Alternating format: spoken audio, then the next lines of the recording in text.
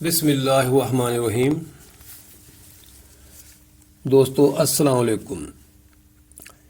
اس کیلی graphic video کے ذریعے ہم آپ کو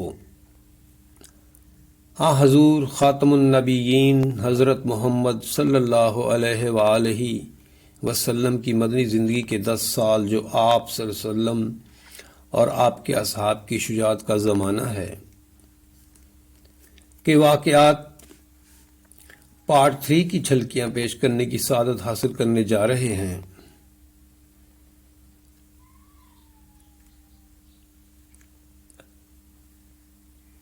کیلی گرافی سیکھنے کے ساتھ ساتھ واقعات بھی سنتے رہیں۔ آپ سے گزارش ہے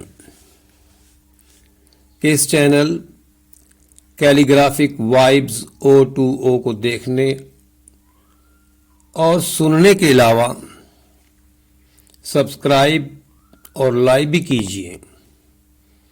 نیز آپ کے کمنٹس بھی ہماری اصلاح اور حوصلہ افزائی کے لیے بہت قیمتی ہیں۔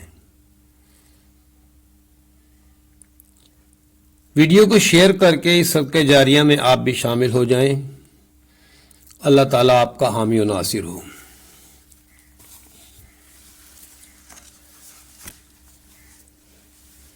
اسلامی لشکر گھٹ کر صرف 700 رہ گیا۔ لشکر نے رات راستہ میں بسر کی اور دوسرے دن احد پہاڑی کے دامن میں جا کر خیمہ زن ہوا۔ اب میدان کا نقشہ یہ تھا کہ احد کی پہاڑی مسلمانوں کی پشت کی طرف تھی۔ جنوب میں ایک وادی تھی، اس لیے خطرہ تھا کہ دشمن پہاڑی کا چکر کاٹ کر وادی کے راستے اچانک حلہ نہ بول دیں۔ اس کے پیش نظر حضرت صلی اللہ علیہ وآلہ وسلم نے 50 تیر اندازوں کو پہاڑی کے درہ پر مامور کیا اور فرمایا کہ وہاں سے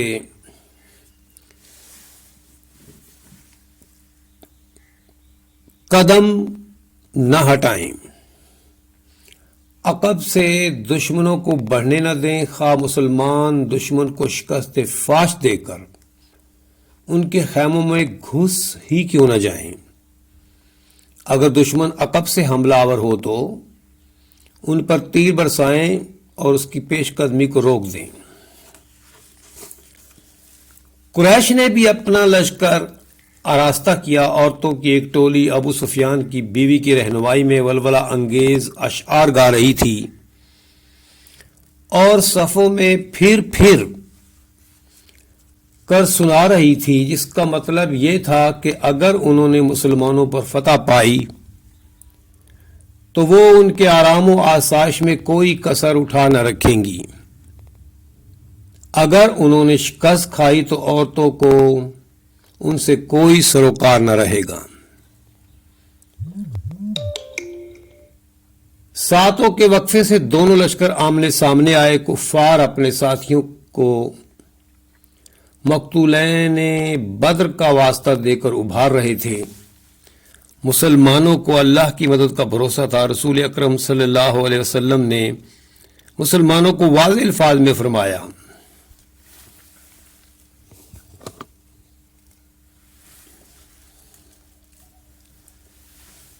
اگر تم ثابت قدمی سے دشمن کا مقابلہ کیا تو تمہاری فتح یقینی ہے۔ جنگ کا آغاز قریش کے ایک شخص ابو عامر مراسی سے کیا۔ ابو عامر اوسی نے کیا۔ اس کے کچھ ساتھی مسلمانوں کے لشکر میں تھے۔ عامر کا خیال تھا کہ وہ اس کے اشارے پر قریش کے ساتھ آ ملیں گے۔ مسلمانوں نے یہ دیکھا تو بیک زبان پکار اٹھے، او نابکار، تجھے کبھی خوشی نصیب نہ ہو۔ پھر باقاعدہ جنگ چھڑ گئی۔ ابو جہل کے بیٹے اکرمہ نے ایک جتھا لے کر مسلمانوں پر حملہ کیا، لیکن مجاہدوں نے ان پر اتنے پتھر برسائے کہ وہ پیچھے ہٹنے پر مجبور ہو گیا۔ حضرت حمزہ حضرت علی اور حضرت ابو دجانہ رضی اللہ عنہم مسلمانوں پر پل پڑے اور مردانگی کے جوہر دکھانے لگے۔ شیر خدا نے ایک ہی وار میں طلحہ کے سر کے 2 ٹکڑے کر دیے۔ حضرت صلی اللہ علیہ وسلم اس ضرب حیدری پر بے حد مسرور ہوئے۔ مختصر یہ کہ حضرت علی رضی اللہ عنہ نے 8 بڑے بڑے سرداروں کو اسی طرح موت کے گھاٹ اتار دیا۔ حضرت ابو دجانہ رضی اللہ عنہ نے دشمن کی صفوں میں گھس کر کفار کو تہ دیکھ کیا۔ قریش کا ایک جوان بڑھ چڑھ کر حملے کرتا نظر آیا تو آپ اس پر جھپٹے، لیکن وہ ابو سفیان کی بیوی ہندہ نکلی اور چیخنے چلانے لگی۔ حضرت ابو دجانہ رضی اللہ عنہ نے اپنی تلوار کو عورت کے خون سے آلودہ کرنا مناسب نہ سمجھا اور ہاتھ کھینچ لیا۔ حضرت حمزہ رضی اللہ عنہ کی شہادت۔ ہندہ نے اپنے ایک حبشی غلام سے وعدہ کیا تھا کہ اگر وہ حضرت حمزہ رضی اللہ عنہ کو قتل کر دے گا تو اسے آزاد کر دیا جائے گا۔ اس نامراد نے حضرت حمزہ رضی اللہ عنہ کو تلاش کر کے ایک درخت کی آڑ سے آپ پر برچھی کا وار کیا جس کی وہ تاب نہ لا سکے اور جام شہادت نوش کیا۔ ہندہ صفاقہ نے تیش میں آ کر لاش کو چاک کیا اور آپ کا جگر دانتوں سے چبا ڈالا، پھر دوسرے شہداء کے ناک کان کاٹے اور ان کا ہار بنا کر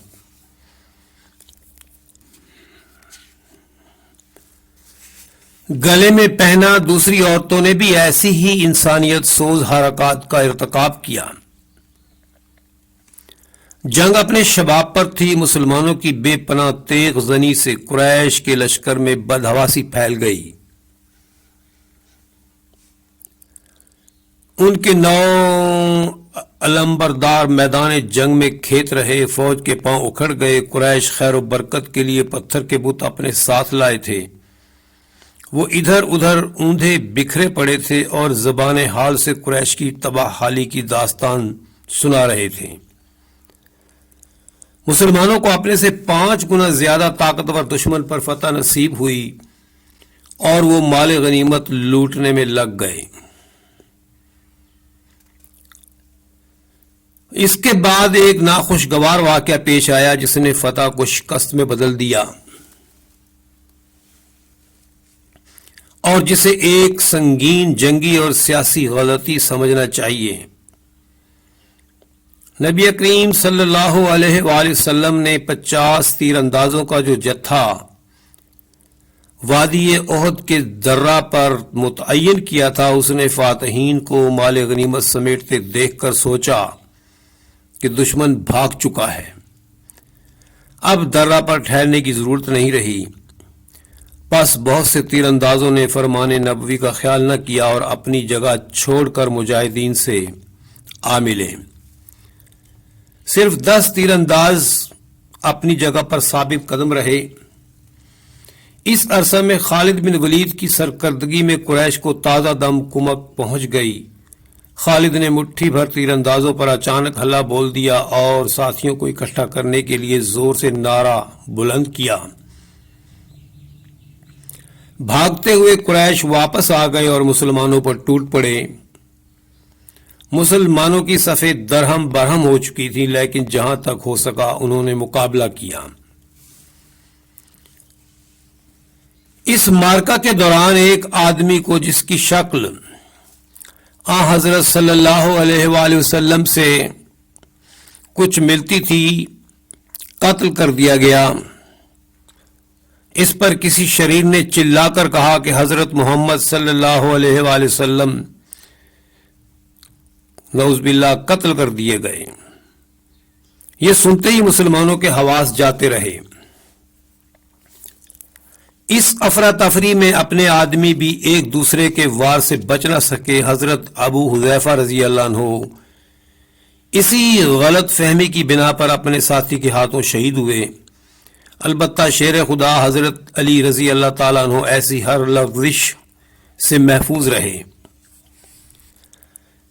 یہ افواہ سن کر بعض مسلمان رسول اکرم صلی اللہ علیہ وسلم کے جسد مبارک کی تلاش میں مصروف ہو گئے، کیونکہ دشمن کے ہاتھوں اس کی بے حرمتی کا اندیشہ تھا۔ حاکم مکہ ابو سفیان بھی اسی جستجو میں تھا۔ بعض مسلمانوں کو حضور صلی اللہ علیہ وسلم کے باقید حیات ہونے کا علم تھا، وہ آپ صلی اللہ علیہ وآلہ وسلم کے گرد حفاظت کے لیے جمع ہو گئے۔ اتنے میں ایک بدبخت عتبہ بن ابی وقاص نے ایک پتھر حضور صلی اللہ علیہ وآلہ وسلم پر پھینکا، جو آپ کے سر اقدس پر لگا اور آپ کے خود کی 2 کڑیاں ٹوٹ کر آپ کے سر اقدس کی جلد میں پیوست ہو گئیں۔ 2 دندان مبارک شہید ہو گئے اور لب بھی زخمی ہوئے، لیکن رسول خدا ذرا نہ گھبرائے اور صحابہ کے ساتھ ہو لیے۔ دشمنوں نے ایک جگہ گڑھا کھودا اور اسے گھاس پھونس سے ڈھانک دیا۔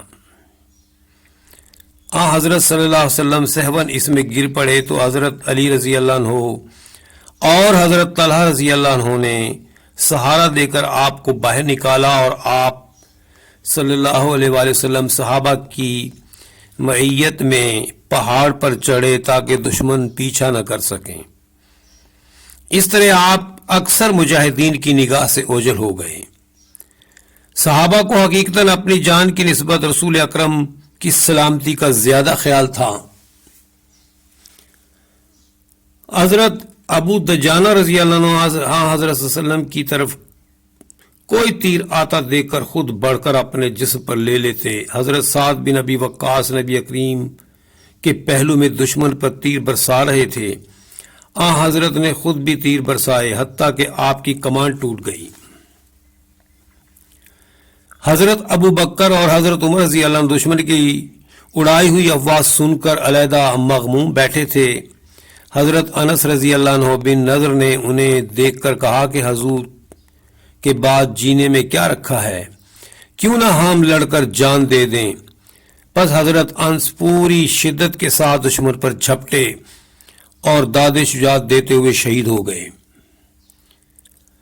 ادھر رسول اکرم صلی اللہ علیہ وسلم جن صحابہ کی محفل میں تشریف فرما تھے، انہوں نے مصلحتاً آپ صلی اللہ علیہ وسلم کی سلامتی کی خبر نشر نہ کی تاکہ قریش حملہ نہ کر دیں۔ اس اثنا میں حضرت کعب بن مالک نے تاجدار انبیاء کو صحابہ سمیت اچانک دیکھ لیا تو فرط مسرت سے اونچی آواز میں پکار اٹھے، مسلمانوں خوشخبری ہو کہ نبی کریم صلی اللہ علیہ وآلہ وسلم زندہ و سلامت ہیں۔ یہ سن کر مسلمان خوشی سے پھولے نہ سمائے اور آن واحد میں سید الکونین کی بارگاہ میں حاضر ہو گئے۔